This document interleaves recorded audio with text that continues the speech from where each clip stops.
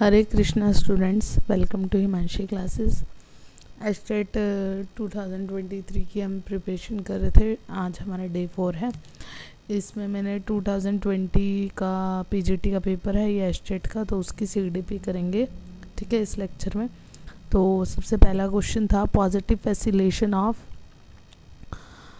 present learning through past learning, for example addition, help, multiplication. This type of transfer of learning is called, देखो type of transfer of learning थे। आपको पता है learning के 3 तरह की होती है, 3 तरह के ट्रांसफ़र होता है लर्निंग का, एक पॉजिटिव ट्रांसफ़र, नेगेटिव ट्रांसफ़र और ज़ीरो ट्रांसफ़र। तो एक तरह से ये जो ट्रांसफ़र ऑफ लर्निंग जो मतलब हमने पास्ट में लर्न किया है और हमें फ्यूचर में मतलब प्रेजेंट में हमें वो हेल्प करे। फॉर एग्ज़ाम्पल पहले हम एडिशन सीखते हैं, देन मल्टीप्लिकेशन। तो this type of transfer of learning क्या होती है, ये सीक्वेंशियल लर्निंग होती है जो हम सीक्वेंस में लर्न करते हैं। फॉर जैसे पहले हम प्लस सीखते हैं, फिर माइनस, फिर मल्टीप्लिकेशन एंड देन डिवीज़न। तो सीक्वेंस में सीखना ये क्या है, सीक्वेंशियल लर्निंग है, ठीक है। फिर हमारे पास 3 type of transfer of learning होती है। एक तो पॉजिटिव ट्रांसफ़र, नेगेटिव ट्रांसफ़र और ज़ीरो ट्रांसफ़र। पॉजिटिव ट्रांसफ़र में जैसे सीक्वेंशियल लर्निंग होगी कि पॉजिटिव ट्रांसफ़र ही का ही एग्जांपल है ये, कि पिछला हमने कुछ, जैसे हम बेसिक सीखते हैं तभी आगे बढ़ते हैं तो हमें हेल्प होती है ना कि हमारा बेसिक स्ट्रॉन्ग है। मैथ्स में अगर ये अलजेब्रिक आएगा तो हम आगे बढ़ पाएंगे ना। तो ये एक तरह का क्या है, पॉजिटिव ट्रांसफ़र है। इसके भी 5 टाइप होते हैं। तो अगर आप मुझे कहोगे तो ट्रांसफ़र ऑफ लर्निंग की मैं एक छोटा सा लेक्चर बना दूंगी जिसमें आपको ट्रांसफ़र ऑफ लर्निंग के बारे में बता दूंगी। एक होता है नेगेटिव ट्रांसफ़र। नेगेटिव ट्रांसफ़र क्या होता है कि जैसे हमने जो पिछला लर्न किया है वो हमें क्या करे, आगे उसको लर्न करने में हमें मतलब रुकावट डाले। फॉर एग्ज़ाम्पल हमने कुछ ऐसा लर्न किया है, जैसे कोई भी चीज़, फॉर एग्ज़ाम्पल मैं आपको देती हूँ, जैसे कोई बोर्ड चलाता है और उसको आप साइकिल चलाने का को, तो ये क्या है, नेगेटिव ट्रांसफ़र है। फॉर एग्ज़ाम्पल एक और हम इसका एग्ज़ाम्पल ले सकते हैं, जैसे जिसको एकदम क्योंकि देखो बोटिंग में हमारा अलग मतलब हमारे अलग रोल होते हैं ना, और साइकिलिंग के अलग रोल होते हैं, तो बहुत डिफ़िकल्ट हो जाता है शिफ्टिंग करना एक तरह से। कई बार जैसे हम लेफ्टी हैं और हमें वो काम राइट हैंड से करना है तो वो मुश्किल हो जाता है क्योंकि हमारा हाथ जो है लेफ्ट ही चलता है ना। तो ये एक तरह से क्या होता है, बाधा आ जाती है हमारे पिछले काम की वजह से, तो नेगेटिव ट्रांसफ़र होता है। और ज़ीरो ट्रांसफ़र मतलब जिसका पिछले का कोई इफ़ेक्ट ना पड़े अगले पर, कि मतलब कि जब जैसे पहले से सीखा हुआ ज्ञान नई स्थिति में सीखने को प्रभावित नहीं करता है तो उसको ज़ीरो ट्रांसफ़र कहते हैं। मतलब जैसे हमने म्यूज़िक सीखा है या मैथ सीखे, कोई फ़र्क नहीं पड़ता ना कि जब मर्जी जो मर्जी सीखें, तो कोई ट्रांसफ़र का इसमें कोई ट्रांसफ़र नहीं हो रहा क्योंकि लर्निंग और मैथ का कोई रिलेशन नहीं है, ठीक है। तो नेक्स्ट क्वेश्चन था the democratic organisation of school influence learning, the factor of learning is related to. Democratic organisation है स्कूल की, ठीक है, ये इन्फ्लुएंस करती है लर्निंग को। This factor of learning is, हमें पता है जो स्कूल है ये हमारा रिलेटेड टू सोशल एस्पेक्ट होता है, तो हमारी इसका क्या आंसर आएगा, सोशल एस्पेक्ट। फिर which is not an appropriate strategy for improving study problem solving. तो functional fixedness of student is not a appropriate strategy. मतलब अगर फंक्शन फिक्सनेस ऑफ स्टूडेंट मतलब कि जब अगर हमने कोई चीज़ फिक्स कर दी है तो स्टूडेंट्स जो है बायोंड उस फिक्सनेस के वो नहीं थिंक कर पाएंगे। उनकी जो भी थिंकिंग होगी उस फिक्सनेस के अराउंड ही होगी। तो वो क्या होगा, उनके जो माइंड के पावर को, कंसेप्चुअल माइंड को क्या कहते हैं, वो नहीं कर पाएंगे, ग्रो नहीं कर पाएंगे, उनकी थिंकिंग ग्रो नहीं हो पाएगी। देखो, since the function of a particular object is fixed in our mind we usually do not think outside of it which hinders creative ideas and problem solving skill, ठीक है। नेक्स्ट हमारे पास है Rohan is ready the latest Bahubali comic book because he cannot wait to see what happened to Bahubali and his family. This is the best example of कौन सी किसका ये best example था, ये बेस्ट एग्जाम्पल था intrinsic motivation का, क्योंकि उसको अंदर से ही था, उसको जैसे किसी का इंटरेस्ट होता है मूवीज़ देखना और ये सब ये इंट्रिंसिक मोटिवेशन होती है कि अंदर से ही उसको है कि उसको ये सब देखना है। तो हमारे पास दो तरह की मोटिवेशन होती है कि इंट्रिंसिक और एक्सट्रिंसिक। इंट्रिंसिक में तो आ गया जैसे कि हम किन के आसपास रहते हैं, बिलोंग करते हैं और किन से हम प्यार करते हैं, क्या हमारा इंटरेस्ट है। एक्सट्रिंसिक में जो हमें बाहर से अवार्ड मिलेंगे, रिवॉर्ड मिलेंगे, ये एक्सट्रिंसिक मोटिवेशन है। Incentive, promotion, punishment, criticism, failure, ये सब एक्सट्रिंसिक है। और जो हमारे अंदर से आता है कि हाँ हमें कुछ करना है, क्योंकि अगर जो बाहरी मोटिवेशन, अगर हमें देखो लाइफ में सक्सेसफुल होना है तो एक्सट्रिंसिक के से ज़्यादा इंट्रिंसिक मोटिवेशन चाहिए, क्योंकि एक्सट्रिंसिक जो मोटिवेशन होती है वो थोड़े टाइम के लिए ही होती है। हम किसी का सुन के चल थोड़े टाइम हमें हो जाएगा हाँ हमें ये करना है, बट जब तक हमें अंदर से नहीं होगा ना कि हमें करना है, तो तब तक हमें एक्सट्रिंसिक मोटिवेशन हमारे ऊपर असर नहीं करेगी। तो इंट्रिंसिक मोटिवेशन जो है वो ज़्यादा ज़रूरी होती है, ठीक है।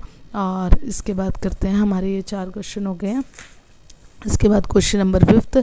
क्वेश्चन नंबर 5 क्या है, which is a good assessment strategy to avoid cultural bias. Cultural bias को अवॉइड करने के लिए क्या स्ट्रेटजी टीचर को अपनानी चाहिए। टीचर को ऐसे करना चाहिए कि क्लास में वो हर तरह की एक्टिविटी हर किसी बच्चे से कराए, कि कोई भी भेदभाव ना हो, ना एक्टिविटी का, ना कोई जेंडर बायस, ना कोई मतलब कल्चरल बायस, किसी भी तरह का कोई बायस नहीं, क्योंकि स्कूल में हर तरह के बच्चे हैं और हर तरह की एक्टिविटी होनी चाहिए टू अवॉइड कल्चरल बायस। तो यही है a good assessment strategy to avoid cultural bias. The teacher should assess student using a variety of method because of invisible differences, ठीक है। नेक्स्ट क्वेश्चन है, in Kohlberg theory at which level moral development is internalize and not based on external standard. की Kohlberg theory के according कौन सा level ऐसा है जहाँ पर मोरल डेवलपमेंट जो है इंटरनलाइज होती है, not based on external standard. तो ये पोस्ट कन्वेंशनल है, हमें पता ही, यहाँ काफ़ी हद तक बच्चा ग्रो हो जाता है, लास्ट स्टेज होती है ना, इसमें एक्सटर्नल कम और इंटरनल ज़्यादा जो चाइल्ड है वो डेवलप हो जाता है। तो जिसमें देखो पोस्ट कन्वेंशनल लेवल में एथिकल मॉरल थिंकिंग आ जाती है, right action based on one own consciousness, और इक्वलिटी भी आ जाती है, रिस्पेक्ट भी आ जाती है, यूनिवर्सल और एब्स्ट्रैक्ट मॉरल वैल्यू भी आ जाती है, not based on external standard. External standard पर ये डिपेंड नहीं करती, ठीक है। तो इसका जो टेबल के मैंने आपको कॉलबर्ग की ऐसे हम सारे जैसे टॉपिक का क्वेश्चन आएगा तो उससे रिलेटेड थोड़े बहुत इन शॉर्ट में हम टॉपिक को रिवाइज कर लेंगे। तो कॉलबर्ग थ्योरी के अकॉर्डिंग 3 स्टेजेस होती हैं, लेवल 1, लेवल 2 और लेवल 3, जो कि नेक्स्ट पेज पे अभी बताऊंगी। लेवल 1 में क्या है, pre conventional morality, level 2 conventional morality और level 3 post conventional morality. Level 1 जो होती है 4 to 10 ईयर्स के स्टूडेंट के लिए होती है। स्टेज 1 में क्या होता है, the obedience and punishment orientation behaviour driven bye avoiding punishment. मतलब इसमें जो है बिहेवियर, इसमें क्या होगा, बच्चा जो है अवॉइड करेगा पनिशमेंट को, डरता है ना, बच्चा छोटा ही होता है। तो और नेक्स्ट क्या है, इंस्ट्रूमेंटलिस्ट, और इसमें ओरिएंटेशन के behaviour driven by self interest and onwards. मतलब यहाँ पर बच्चा अपना इंटरेस्ट, सेल्फ इंटरेस्ट दिखाएगा कि मुझे ये करना है, मुझे ये करना है, जो भी है, ठीक है। कन्वेंशनल मोरालिटी जो 10 to 13 ईयर्स की होती है, इसमें क्या होता है, स्टेज में good boy and good girl, मतलब behaviour driven by social approval, बच्चा अच्छा बनने की कोशिश करता है, या अच्छा लड़का या अच्छा लड़की, ठीक है। द लॉ एंड ऑर्डर वाला इस ओरिएंटेशन में क्या होता है कि behaviour driven by obeying authority and conforming to social order, मतलब सोशलिटी के अकॉर्डिंग जो है चाइल्ड क्या करेगा, बात को मानेगा, ठीक है। नेक्स्ट हमारा जो लेवल है हमारा है पोस्ट कन्वेंशनल लेवल। इसमें क्या होगा, देखो ये स्टेज अबव 13 ईयर, और इसमें the social contract orientation behaviour driven bye a balance of social order and individual right.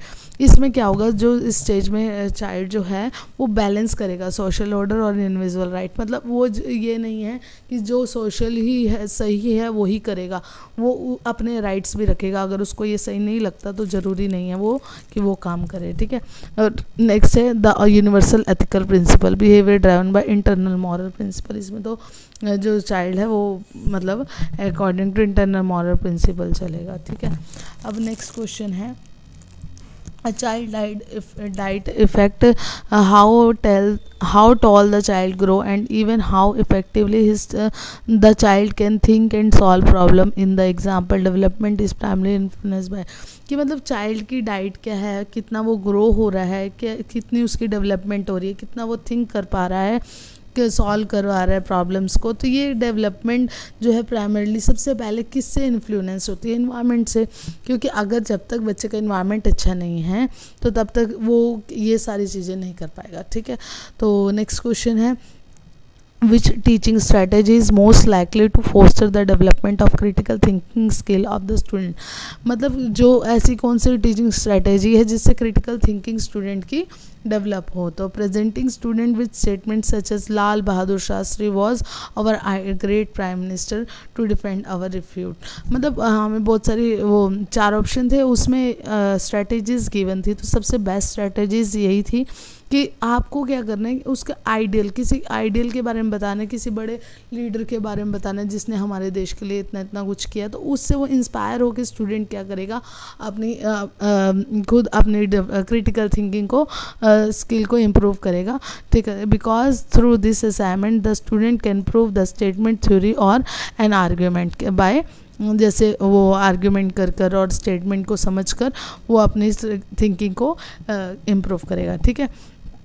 Next question है, according to Erikson in complex society teenager experience which of the state, Erikson के according complex society में teenager को कौन सी किस state को मतलब वो क्या करता है, एक्सपीरियंस करता है। तो आइडेंटिटी क्राइसिस, तो in this stage child experience independence and develop a sense of self, मतलब ये कौन सी एडोलसेंस की एज में, टीनेजर के एज में, या तो आइडेंटिटी क्राइसिस होगा। इस स्टेज में क्या होगा कि चिल्ड्रन क्या होता है कि इंडिपेंडेंट रहना चाहता है और उसको अपने आप मतलब अपने आप में वो ज़्यादा किसी पे डिपेंड नहीं होना चाहिए। Adolescence feel insecure and confuse about themself and the future, वो अपने ही फ्यूचर के बारे में कंफ्यूज होता है और टेंशन में होता है कि मतलब मेरा क्या होगा करियर का भी, और अपने जैसे बॉडी में चेंजेस आते हैं उसको देखकर भी जो एडोलसेंस है वो इनसिक्योर फील करता है। अगर एडोलसेंस रिजॉल्व दिस क्राइसिस तो उसको आइडेंटिटी क्राइसिस नहीं आएगा, नहीं तो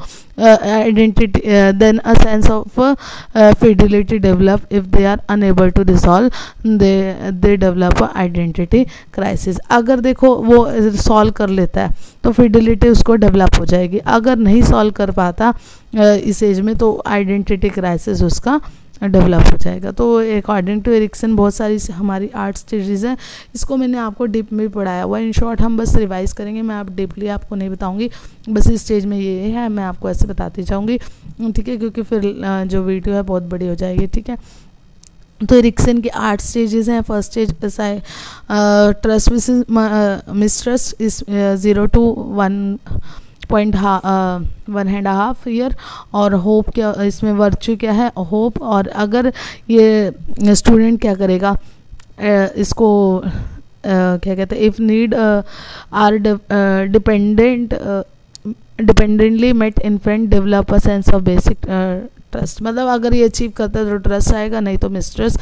नेक्स्ट में autonomy versus shame and doubt, ये 1.5 to 3 ईयर, इसमें जो वर्च्यू है वो विल है, अगर अचीव करता है तो ऑटोनॉमी, अगर नहीं अचीव कर पाता तो शेम एंड डाउट उसके पास डेवलप हो जाएगा, ठीक है। फिर इनिशिएटिव वर्सेस स्किल, ये प्ले एज 3 to 5 ईयर होता है, इसमें जो वर्च्यू है पर्पस। नेक्स्ट है इंडस्ट्री वर्सेस इन्फीरियरिटी, जो इसमें स्कूल एज है वो है 5 to 12, कॉम्पिटेंसी इसमें वर्च्यू हो गया। Ego identity versus role confusion, ये कौन सी एज में है, एडोलसेंस 12 to 18 ईयर, और अगर अचीव कर पाता है तो फिडिलिटी, नहीं तो हमारे पास क्या जाएगा, रोल कन्फ्यूज़न आ जाएगा, या फिर हम इसको कह सकते हैं आइडेंटिटी क्राइसिस आ जाएगा, जो हमने अभी क्वेश्चन में पढ़ा था। तो नेक्स्ट है इनिशियल वर्सेस आइसोलेशन, अगर ये यंग एडल्ट 18 to 40 ईयर्स में होता है, ठीक है। वर्च्यू इसमें लव होगा अगर, और नेक्स्ट है generative versus stagnation, adulthood 40 to 65 year, virtue इसमें केयर है, अगर जनरेट डेवलप कर पाता है जनरेटिव, नहीं तो स्टैग्नेशन। फिर ईगो इंटीग्रेटेड वर्सेस डिसअपियर, ये मेच्योरिटी की एज में होगा अबव 65, और अगर इसमें जो वर्च्यू होता है हमारा विजडम होता है, अगर ये अचीव कर लिया तो ईगो इंटीग्रेटी, नहीं तो डिसअपियर हो जाएगा, ठीक है। इसको डिटेल में मैंने आपको पढ़ाया हुआ है, तो बस मैंने अब आपको ऊपर से स्टेजेस बता दिए हैं। नेक्स्ट है most suitable strategy for a teacher when he or she is working with adolescent student is to, to purpose a problem and invite student to form hypothesis. मतलब क्या है, most suitable strategy for a teacher when he or she is working with adolescent student, तो क्या strategy उसको apply करनी चाहिए teacher को जब वो एडोलसेंट स्टूडेंट्स को पढ़ा रही हो, तो उसको क्या करना चाहिए। Purpose a problem and invite student to form hypothesis, मतलब एक प्रॉब्लम उसको दे और उस प्रॉब्लम पे बेस्ड वो बच्चों से मतलब क्या करे, डिस्कशन करे या हाइपोथेसिस ले कि उनकी क्या मतलब थिंकिंग है इस क्वेश्चन के अकॉर्डिंग, या वो कैसे सॉल्व कर सकते हैं। At this stage the student have developed hypothetical thinking, so the teacher should purpose a problem and invite a student to form a hypothesis। इस स्टेज पे hypothetical thinking आ जाती है ना, तो उसको टीचर को ऐसा ही क्वेश्चन देना चाहिए जिससे वो अपनी हाइपोथेसिस उसकी डेवलप हो, ठीक है। नेक्स्ट क्वेश्चन है children considered as a low vision who have a visual acuity between, जिसका लो विजन होता है वो 20 to 70 to 20 to 200, ठीक है। Learner centered instruction strategy in which students are encouraged to construct their understanding with the assistance of the teacher through question and direction is, ये है guided discovery learning, ठीक है। next है child symptom when he or she cannot stay focused on a task, act impulsively, ignoring social rule and lashing out with hostility with when frustrated is an indication of, ये indication है attention की, और इसको deficient hyper activity disorder भी कहते हैं। जब children क्या होता है, चाइल्ड फोकस नहीं कर पाता अपने टास्क पर और इग्नोर करता है सोशल रूल को और फ्रस्ट्रेट रहता है, तो ये क्या है, अटेंशन इंडिकेशन ऑफ अटेंशन या डिफिशिएंट हाइपर एक्टिविटी डिसऑर्डर है, ठीक है। नेक्स्ट है हमारे पास dash is the social cognitive theory as Vygotsky's to be social constructivistic theory, तो ये Bandura propose social learning theory, ठीक है। बंडूरा ने सोशल लर्निंग थ्योरी दी थी और वैगोस्की ने सोशल कंस्ट्रक्टिविस्टिक थ्योरी दी थी, कंस्ट्रक्टिविस्ट, ठीक है। तो अकॉर्डिंग टू बंडूरा क्या ऑर्डर था, सबसे पहले अटेंशन, फिर हमारा रिटेंशन, फिर रिप्रोडक्शन, देन मोटिवेशन, ठीक है। नेक्स्ट है according to Bronfenbrenner ecological theory, students family peers and school etcetera influence his or her development and they belong to, ये कौन से सिस्टम में बिलोंग करता है, माइक्रो सिस्टम में, ठीक है। तो इसके टेबल था, ये भी अगर आपको टॉपिक पढ़ना है तो मैं आप कमेंट कर देना, मैं आपको डिटेल में टॉपिक समझा दूंगी। तो अभी हम बस जनरल जैसे क्वेश्चन आया है उसके अकॉर्डिंग थोड़ा सा इंट्रोडक्शन ले लेते हैं। बस एक माइक्रो सिस्टम है, मीजो सिस्टम, एक्सो सिस्टम और मैक्रो सिस्टम। माइक्रो सिस्टम में family, health services, church, group, neighbour, play area, peer, school आ जाते हैं। मीज़ो में इन सब की इंटरेक्शन होती है, फैमिली की इंटरेक्शन होती है इसके साथ, ठीक है, और बाहर वालों के साथ, ठीक है। फिर एक्सो सिस्टम में friends of family, neighbour, legal services, mass media आ जाता है। फिर हमारे पास मैक्रो सिस्टम में attitude and ideology of culture आ जाती है, मतलब फ्रेंड्स का इसके साथ, फ्रेंड्स ऑफ फैमिली का बाहर वालों के साथ कनेक्शन होता है, ठीक है। बस इसमें इतना ही था। और next according to Vygotsky a range of task too difficult or for the child to do alone but possible with the help of adult and more skilled peers is called, मतलब चिल्ड्रन जो है according to Vygotsky, student अपने आप तो काम नहीं कर पाता, उसको अकेला नहीं कर पाएगा, तो उसको किसी की हेल्प चाहिए, और जो उससे ज़्यादा स्किल्ड हो तो वो जो जोन है उसको क्या कहेंगे, and more skilled peer is called zone of proximal development, जिसको ZPD भी कहते हैं। ठीक है, ये क्या होता है कि अकॉर्डिंग टू वेगोस्की रेंज, वो रेंज पूछी है ना, वो क्षेत्र पूछा है, वो क्षेत्र जो है range of task too difficult, नहीं sorry, range of task too difficult for the child to do alone but possible with the help of adult and more skill peer, उसको क्या कहेंगे, उस जोन को तो कहेंगे ZPD। अगर देखो टेम्परेरी हेल्प लेता है तो स्कैफोल्डिंग, और अगर ये जो MKO क्या है, मोर नॉलेजेबल पर्सन, जिससे हेल्प लेता है, जो इसकी रेंज होती है उसको ZPD कहते हैं। ठीक है, ZPD, स्कैफोल्डिंग और MKO।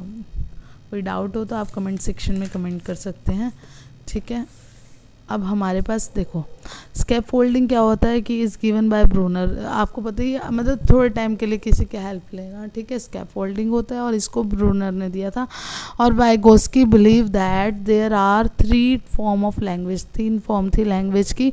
एक तो सोशल स्पीच थी, प्राइवेट स्पीच और इगोसेंट्रिक स्पीच, जो 3 to 7 ईयर्स के बच्चों के लिए होते हैं, सोशल बर्ड टू 2 ईयर, और साइलेंट और इनर से जो सेल्फ टॉक होती है। ठीक है, नेक्स्ट है अकॉर्डिंग टू पियाजे which of the following characteristic is not related to formal operation stage of a children.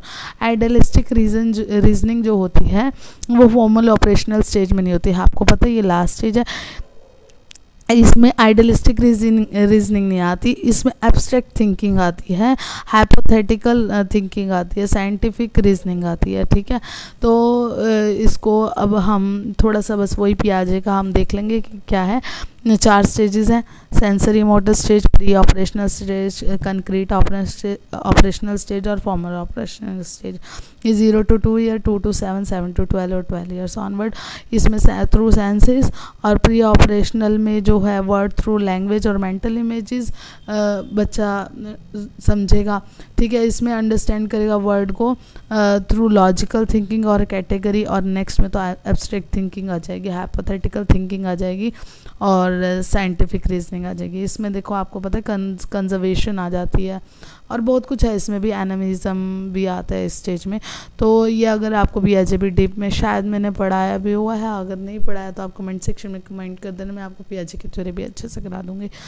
तो आगे नेक्स्ट क्या है, Parul's intelligence test indicate that she is average to above average intelligent. However, her grade in reading, spelling, social science and science are very low. वैसे तो पारुल बहुत intelligent है, average से भी ज़्यादा, थोड़ी ज़्यादा इंटेलिजेंट है, बट उसके जो ग्रेड है रीडिंग, स्पेलिंग, सोशल साइंस और साइंस में बहुत कम है, और उसका जो मैथ में ग्रेड है,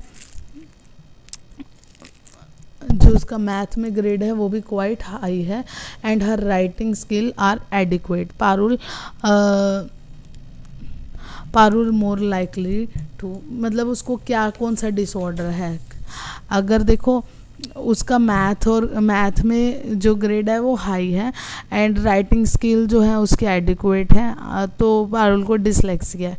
डिसलेक्सिया किनको होता है, जिनको रीडिंग और राइटिंग डिसऑर्डर होता है। Reading disorder as it refer to difficulty in reading, writing and spelling. ठीक है, जैसे B को D पढ़ना और 6 को 9 पढ़ना, 9 पढ़ना। ठीक है, तो डिसलेक्सिया ऐसे डिस्ग्राफिया होता है। डिस्ग्राफिया क्या है, it is a deficiency that affect the ability to write coherently, मतलब ये फाइन मोटर स्किल से रिलेटेड होती है डिस्ग्राफिया। मतलब जैसे अनयूजुअल रिस्ट थोड़ी टेढ़ी हो जाएगी, और जो बॉडी और या पेपर पोजीशन जो है वो चेंज हो जाएगा बच्चे का लिखते हुए, फ्रीक्वेंट वो बार बार इरेज करेगा। ठीक है, तो ये इसको डिस्ग्राफिया कहते हैं। नेक्स्ट है हमारा डिसकैल्कुलिया। देखो ग्राफिया ग्राफ से रिलेटेड हो गया ना, तो रिटर्न हम कह देंगे, रिटर्न उसको अनयूजुअल रिस्ट प्रॉब्लम हो जाएगी, बॉडी और पेपर पोजीशन उसकी सही नहीं होगी, तो डिस्ग्राफिया। डिसकैल्कुलिया, कैलकुलिया से कैलकुलेशन होगी, कैलकुलेशन से मतलब मैथ, जो मैथ की प्रॉब्लम होगी वो डिसकैल्कुलिया से होगी। तो it is a disability that effect a learner ability to perform mathematical calculation करने में उसको दिक्कत आएगी। जैसे टाइप ऑफ डिसकैल्कुलिया, एक तो वर्बल डिसकैल्कुलिया और प्रैक्टोग्नोस्टिक डिसकैल्कुलिया है। इसमें difficulty in using mathematic hourly, verbally में तो वो ओरली मैथमेटिक को बोलने में उसको दिक्कत होगी, और प्रैक्टोग्नोस्टिक डिसकैल्कुलिया में उसको डिफ़िकल्टी होगी कंक्रीट मटेरियल को मैनिपुलेट करने में। जैसे child is not able to compare the thing को कंपेयर नहीं कर पाएगा। ठीक है। उसके बाद है lexical dyscalculia difficulty in reading and mathematical symbol को ही पढ़ने में उसको दिक्कत आएगी तो उसको लेक्सिकल डिसकैलकुलिया कहेंगे। The child is unable to read the language of the mathematics. ठीक है, और अब हम नेक्स्ट करते हैं। देखो आगे डिस्परेक्सिया क्या होता है, ये रिलेटेड है feeling difficulty in writing and drawing, या फिर चल नहीं पाना। प्रेक्सिया मतलब पैर से, मतलब रीडिंग और राइटिंग में, ड्राइंग में उसको डिफ़िकल्टी होगी। डिस्पेजिया क्या है, डिस्पेजिया जो होती है स्पीकिंग रिलेटेड डिसऑर्डर होता है, इसमें children feel difficulty in expressing thought. फिर नेक्स्ट क्वेश्चन है which question is most likely to get student to reflect on their purpose, या what is most important to your in your life. मतलब हमारे पास question given थे, question में तो आपको बताना था कि कौन सा बेस्ट क्वेश्चन है जो स्टूडेंट की पर्पस को अच्छे से रिफ्लेक्ट कर पाए। तो ये है बेस्ट क्वेश्चन कि what is most important to you in your life, कि तुम्हारे लिए क्या इंपॉर्टेंट है तुम्हारी लाइफ में। तो it is an example of reflective think. This question is most likely to get student to reflect on their purpose because through this question student can reflect upon their life and find out the purpose of their life. ये एक reflective thinking का question है। इस question के according बच्चा जो है अपनी रिफ्लेक्टिव थिंकिंग को इम्प्रूव कर पाएगा और डिस्क्राइब भी कर पाएगा अपने थॉट्स को, कि वो क्या सोचता है, वो क्या करना चाहता है, उसका पर्पस क्या है, क्या उसके लिए इम्पॉर्टेंट है। तो ये मतलब अच्छा क्वेश्चन होगा बच्चे की रिफ्लेक्ट थिंकिंग को इम्प्रूव करने का। ठीक है, नेक्स्ट है which programme is not suitable for gifted children. Gifted children के लिए रेमेडियल टीचिंग नहीं चाहिए। रेमेडियल टीचिंग वीक स्टूडेंट्स को चाहिए होती है, जिनको लर्न नहीं होता है, जिनको गाइडेंस चाहिए कि प्रॉब्लम को कैसे ओवरकम करें। तो रेमेडियल टीचिंग जो है गिफ्टेड चिल्ड्रन के लिए नहीं बनी, ये वीक चिल्ड्रन के लिए बनी है, या इंक्लूसिव चाइल्ड भी कह सकते हैं हम, उनके लिए बनी है। ठीक है, यंग पीपल मेनली जो गर्ल्स हैं engage in strict dieting and excessive exercise, this eating disorder in adolescence। मतलब कुछ जो गर्ल्स हैं यंग एज में, एडोलसेंस की एज में ज़्यादातर ऐसा होता है कि जो स्ट्रिक्ट डाइटिंग करती हैं और एक्सेसिव एक्सरसाइज करती हैं कि हम मोटे ना हो जाएं, मैं मोटे ना दिखूं। तो ये किस तरह का डिसऑर्डर होता है, ये एनोरेक्सिया नर्वोसा होता है। एनोरेक्सिया नर्वोसा इन दिस, इसमें क्या होता है कि मोटे होने का डर रहता है, कि people usually eat too less and exercise too much. मतलब एक तो खाएंगे कम और एक्सरसाइज भी बहुत ज़्यादा करेंगे। This disorder is generally found in girls during adolescence. फिर इसी तरह के एक बुलिमिया नर्वोसा, इसमें क्या एबनॉर्मल ईटिंग हैबिट होगी that negatively effect a person physically and mental health. In this disability people eat a lot and then try to rid themself of the food. इसमें भी पहले तो वो इतना खा जाएगा और जिससे उसकी फिजिकल और मेंटल हेल्थ ख़राब हो जाएगी, और फिर उसको वो ओवरकम करना चाहेगा। ठीक है, और बिंज ईटिंग में क्या होता है, ये बुलिमिया नर्वोसा की तरह ही होता है, इसमें भी वो एक्सेसिव ईटिंग करेगा, लेकिन वहाँ पर क्या होगा कि वो मोटा हो जाएगा और इतना मोटा हो जाएगा। लेकिन वहाँ देखो इसमें क्या करता था, यहाँ से बाहर निकलने की कोशिश करता था, लेकिन बिंज ईटिंग में वो बाहर निकलने की कोशिश नहीं करेगा, बस वो खाएगा और मोटा होता जाएगा। ठीक है, नेक्स्ट है क्वेश्चन कि which statement most appropriately define the term inclusion। inclusion education children with special need full time in the regular classroom। मतलब जो inclusive education, जो मतलब disabled person children होते हैं उनको भी मिक्स एवरेज और जो ठीक ठाक बच्चे हैं उनके साथ पढ़ाना स्कूल में रेगुलर क्लासेस में, तो वो इंक्लूजन होता है। ठीक है, inclusion is a part of inclusive education का पार्ट है ये, that is new approach toward educating children with disability and learning difficulty with that of normal ones within the same roof. मतलब एक ही जगह पर जहाँ नॉर्मल स्टूडेंट पढ़ते हैं वहीं डिसेबल्ड चिल्ड्रन को पढ़ाना, उनको रेगुलर क्लासेस देना is an example of inclusive education या is an part of inclusive education. Next है which statement is correct about nature of emotion. Emotion के अकॉर्डिंग, इमोशन के बेसिस पर कि कौन सी स्टेटमेंट करेक्ट है, तो emotional expression are modify by learning. जो इमोशनल एक्सप्रेशन है वो मॉडिफाई हो जाते हैं बाय लर्निंग। नेक्स्ट क्वेश्चन है, इसके बाद 3 पेजेस रह गए हमारे, बस फटाफट करते हैं हम। देखो, this type of learning style is used when student approach the learning material in a way that help them understand the meaning of the material, उसको डीप स्टाइल कहेंगे। स्पीकिंग और writing in such a way as to have an impact on other is known as a pragmatistic of language, उसको pragmatistic of language कहेंगे। मतलब क्या है कि बोलना और राइट करना कि इस वे से करना है कि सामने वाले को सोच कर हम कोई काम करते हैं या बोलते हैं लिखते हैं, तो ये प्रैग्मेटिस्टिक ऑफ लैंग्वेज होता है कि दूसरों की रिस्पेक्ट करके हमें मतलब बोलना चाहिए, ये सामने वाले की फीलिंग्स को देखकर अगर हम बात करते हैं तो प्रैग्मेटिस्टिक ऑफ लैंग्वेज होता है। कंपोनेंट ऑफ लैंग्वेज बहुत सारे, जैसे फोनीम, मॉर्फीम और सेमेंटिक्स और सिंटेक्स, और नेक्स्ट हमारा यही होगा प्रैग्मेटिस्टिक ऑफ लैंग्वेज। फिनोम में ये होगा कि इट इज़ द स्मॉलेस्ट और basic unit of spoken word, जैसे the word pen has 3 component PEN, ये जो हमारे क्या फिनोम, और फिनोम से मिलकर जो बनता है उसको मॉरिफम कहते हैं। Morpheme is smallest unit of meaning, phoneme are combined to make a morpheme such as the word remake which consists of the 2 word re and make. Semantics क्या होता है? It refer to the set of rule by which we understand the meaning of the word and sentence का meaning जानते हैं, ठीक है, semantics होता है। नेक्स्ट सिंटेक्स क्या है? ये तो एक सेंटेंस ही होता है एक तरह का, दे फॉर्मेट होता है। They are the grammatical rule which explain how different a word can be combined to make a meaningful sentence, ठीक है। नेक्स्ट हमारा जो है प्रैग्मेटिक्स, ये क्या है? The social rule related to language, how one should talk to other older adult, what one can say in public or private are some example of pragmatics. आगे है learning situation in which multiple partners stimulate and encourage one another, इसको cooperative learning कहते हैं। वही group learning जो होती है जहाँ पर एक दूसरे की डिस्कशन एक दूसरे के साथ वो देते हैं, वहाँ पर हम क्या करते हैं? कोऑपरेटिव लर्निंग करते हैं। नेक्स्ट क्या? Which statement is incorrect about the principle of child development, all individual are similar in their development, ये स्टेटमेंट क्या है? गलत है, क्योंकि डेवलपमेंट हर बच्चे की अलग हो रही है, तो उसके अकॉर्डिंग हर इंडिविजुअल सेम कैसे होगा? नहीं होगा ना, सिमिलर नहीं होगा। तो अकॉर्डिंग टू पियाजे adolescence ability to evaluate the logic of verbal statement without referring to real word circumstances, इसको प्रोपोर्शनल थॉट कहेंगे, ठीक है। नेक्स्ट है which psychology define adolescence. Adolescence is that span of year during which boys and girl move from childhood to adulthood mentally, emotionally, socially and physically. ये statement किसने दी थी? जो स्टेटमेंट जो है A.T. जर्सल ने दी थी, ठीक है। यही क्वेश्चन आया हुआ था, डायरेक्ट स्टेटमेंट दी हुई थी और साइंटिस्ट के नेम पूछे हुए थे, तो ये आपको ऐसे ध्यान रखनी है। और अकॉर्डिंग टू E.B. हर्लक के अकॉर्डिंग एडोलसेंस की डेफिनेशन थी, adolescence is an age of many problem, ठीक है।